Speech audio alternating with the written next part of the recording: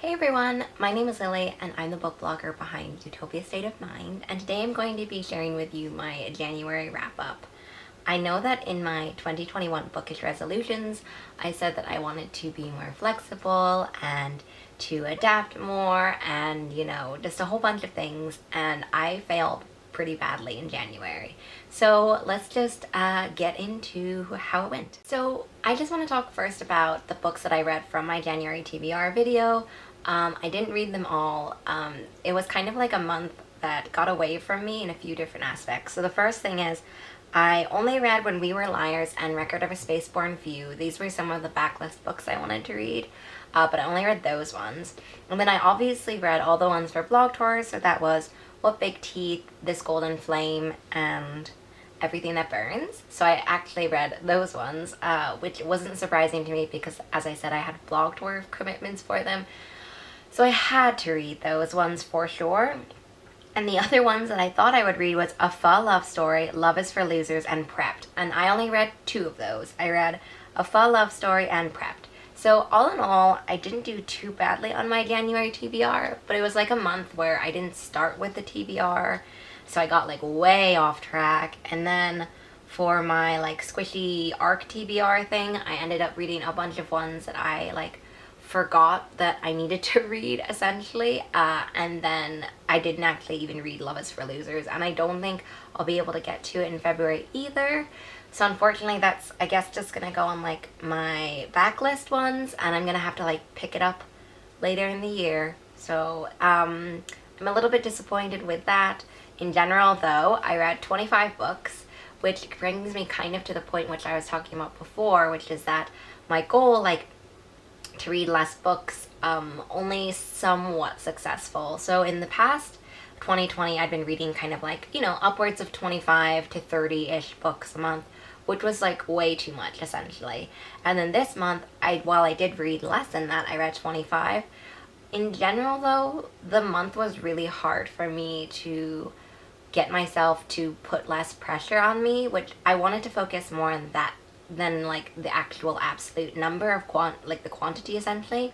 It was more important for me to realize that I didn't feel like I had to read, and then the guilt was really crushing, and I felt like I did okay because I did take some breaks where I didn't read any on one day at all, and I kind of tried to let that be okay, or I didn't read as much, and as I said, my TBR kind of just went out of control, just away from me.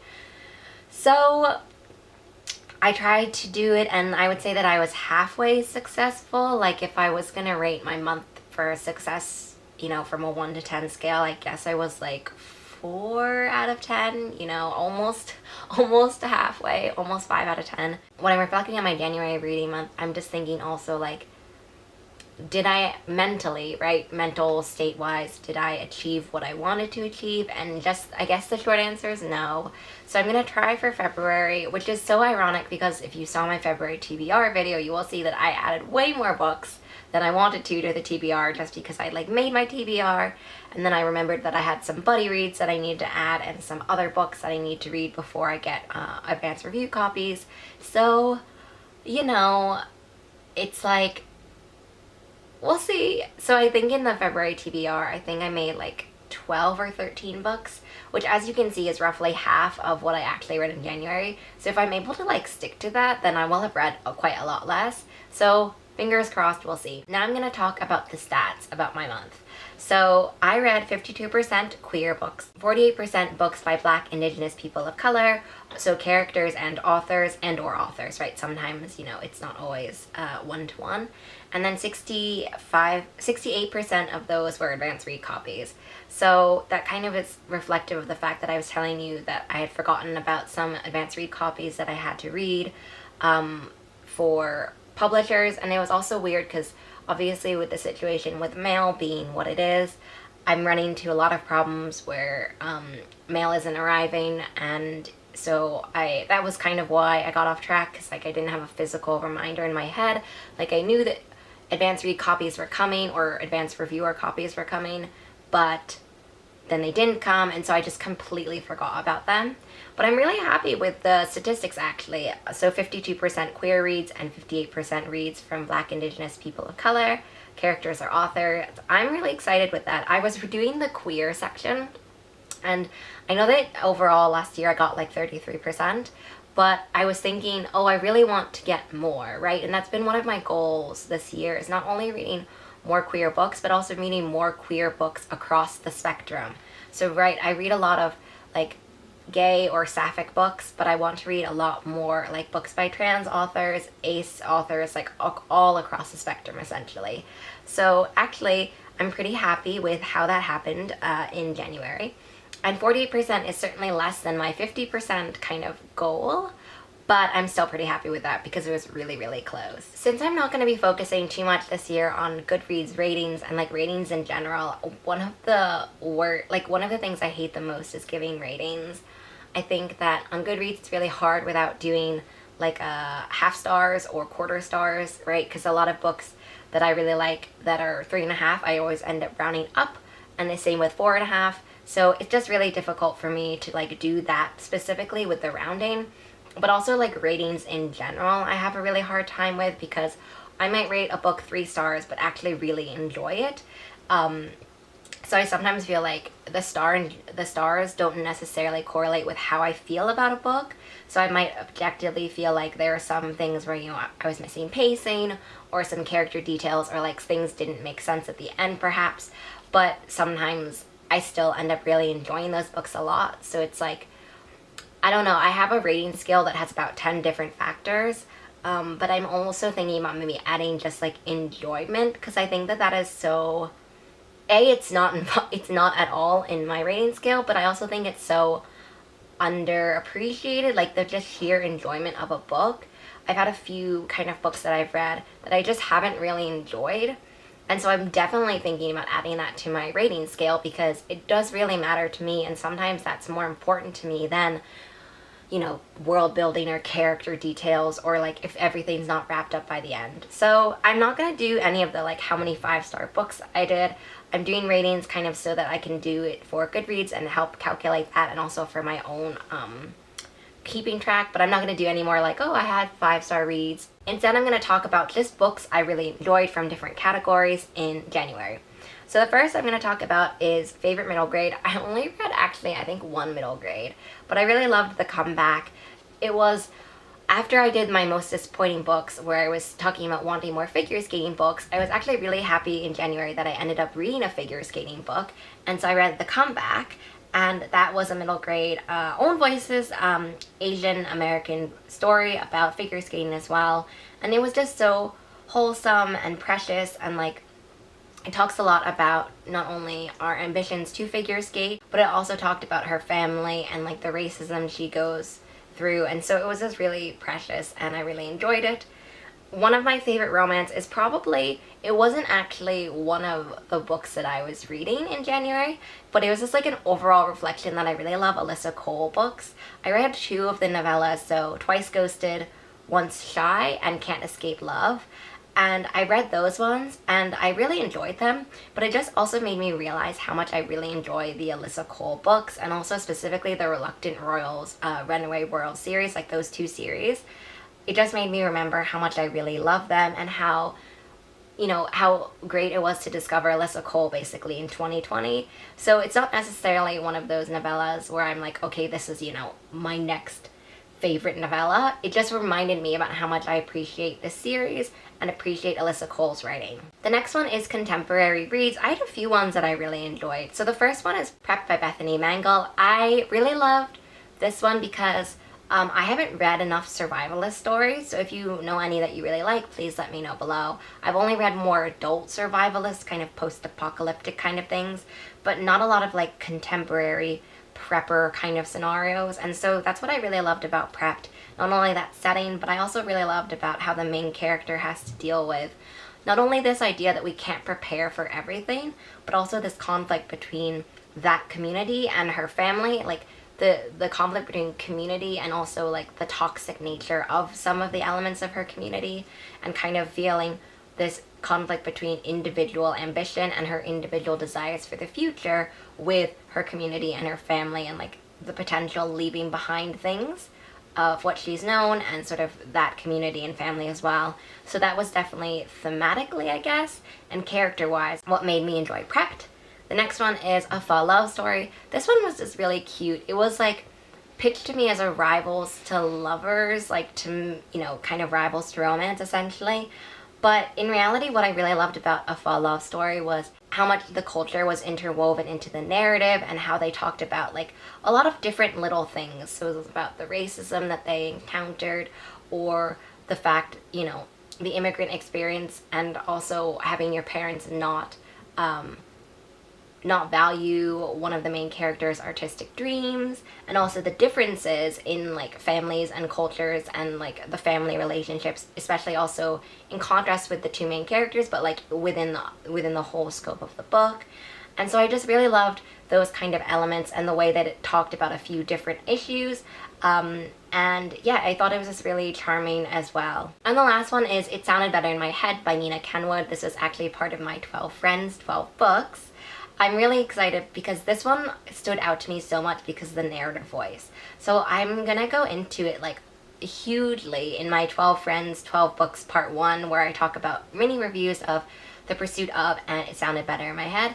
But suffice it to say, what I will just say is that It Sounded Better in My Head was so great at characterization in such a subtle but so impactful way. So in the way that you realize how meaningful it is to hear a character's internal narration and how much characterization you can get from that. So how much, you know, character qualities and introspection, all of that you can pick up from the internal narration. And then for fantasy, one of the fantasies that I really enjoyed, which I didn't know if I would enjoy, was Fable by Adrienne Young. I've had kind of a mixed relationship with Adrienne Young's books in the past, but I really actually loved Fable. Like, I wasn't expecting it, but something in the nautical betrayal, hardened like main character who has to fend for herself, all of it kind of just worked for me. And it was one of those books where I didn't expect to love it so much, but it was also one of those things where as I was reflecting upon it after reading it, I realized I was just really in the mood for a great nautical sea adventure book. Like, I haven't read one of those in a really long time that really like transported me. I guess the last one that I can think of maybe is All the Stars and Teeth, perhaps. That really transported me into this nautical kind of sea adventure. And so that's just what it was just like a really fun, enjoyable book where there are just lots of twists and turns. And then the next one are actually 2 adult sci-fi picks, which I wasn't sure actually that I read that many adult sci-fi, and I only read 2, but I loved both of them. So the first one is Winter's Orbit, which was one of those ones where I was supposed to get a review copy, the mail is, you know, whatever, and then I was like, oh my god, actually I need to read this. So Winter's Orbit is definitely one of them. I just thought it was so freaking precious. It's like a sci-fi romance, by the way. So what I loved not only was the world building, I loved some of the world elements, and I also loved some of the intrigue, kind of mystery elements to the story as well. But definitely what I loved the most were just the characters. And it was interesting because when I was reading about the first 50%, or even like less than that, I was so drawn to one of the main characters because the narration voice is really funny and wry, and it's kind of that thing where like, if you would just tell each other how you really honestly feel, like just be really vulnerable. But it's obviously difficult because if you have read the synopsis, you'll know that they're in this like arranged marriage that has this grieving kind of widow figure and also this other kind of like reformed, essentially bad boy kind of image. So obviously that it's very difficult to be vulnerable with that kind of situation, but also like in general. But anyway, it's one of those things where it's like, you precious little idiots, like please just tell each other how you feel and tell each other what's going on. But it was very endearing, and also then basically around 30 to 50%, then I started really enjoying the other main character. So it's told from dual perspective. So it was one of those really kind of unfurling character moments that I really appreciated. And yeah, it was just so freaking enjoyable, and I ended up reading it in 2 days because I just like wanted to keep knowing how their relationship was going to unfold. So that's why I really love actually that it's more described as a sci-fi romance, because it was like a space opera sci-fi romance. And the next one is Record of a Spaceborne Few. I really loved this one. It was interesting because I haven't read the Wayfarer series in so long, like so long. So when I was reading it, I was like, wait, did I miss something? Like, what is going on in this book? Where are the spaceships? Where's the found family crew dynamic that really drew me to the other two books? And then as I was reading it, I was just really confused. But then about pretty quickly after that, I just sunk into the fact that Record of a Spaceborne Few is more about just a slice of life story about this one society, like this one community essentially, who are trying to navigate their ideas about cultural exchange and their ideas about their place in the universe, and also like their place in humanity, right? Is humanity further on? Like, how does humanity need to adapt and evolve? And so it was so touching because it not only was so character driven, and like there is a lot of intrigue and there is kind of like this broader plot intrigue that goes on, but what I really loved about this one was that it's just a slice of life, but also so thematically driven. So driven by what our individual future and fate and family are in the story. And so that's what I ended up really enjoying about Record of a Spaceborne Few, even though at the beginning I was definitely taken aback a little bit. I think that if you've loved some of the themes that Becky Chambers has delved into in the first two books, those are definitely in Record of a Spaceborne Few. And yeah, if you're also looking for like definitely a more slice of life, character-driven story, I really enjoyed Record of a Spaceborne Few. Hey everyone, so this is later Lily realizing that she forgot to include one of the books, and that is why I'm dressed differently and just like everything is different. I painted my nails, like everything's different. But anyway, I just wanted to talk about one of my favorite historical fiction books. I only read, I think, like 2 historical fiction books in January, but I knew that I wanted to include the category because I loved Last Night at the Telegraph Club by Melinda Lowe so much. I dare you not to get emotional when you read it. It was such a beautiful book about coming to terms with queer identity and the struggles and the homophobia, but also like for the main character in The Last Night at the Telegraph Club, she's grappling not only with like the racism she's dealing with, also the fact that her identity could potentially be very destabilizing and like dangerous for her family, especially since it's at the time, historical fiction period wise, it's at the time when there's a lot of fear about communists, and then specifically because of her being Chinese American, like a lot of fear about the Chinese community, specifically with like allegations of communism, for example. And because of that, historical fiction time period wise, it's also at a time where homophobia is like, I think technically it's still like illegal at this point. But anyway, it's like at that historical fiction period time, and so it's just this story about her like coming to terms with identity amidst all of this stuff, and amidst the issues with her family and, you know, her ideas about her future, like everything basically.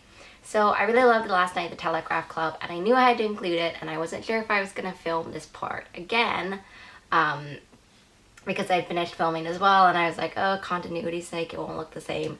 But I really wanted to include Last Night at the Telegraph Club because it was one of my pretty early 5-star reads of January, and so I just knew it had to be here. So that concludes my Later Lily segment. And that brings me to the end of my January wrap-up. I hope you all enjoyed. Please let me know what your favorite book of January was in the comments below, and I will of course leave all the links below and all of my social media links below as well. So I hope you have a great day, and I will see you in the next one. Bye!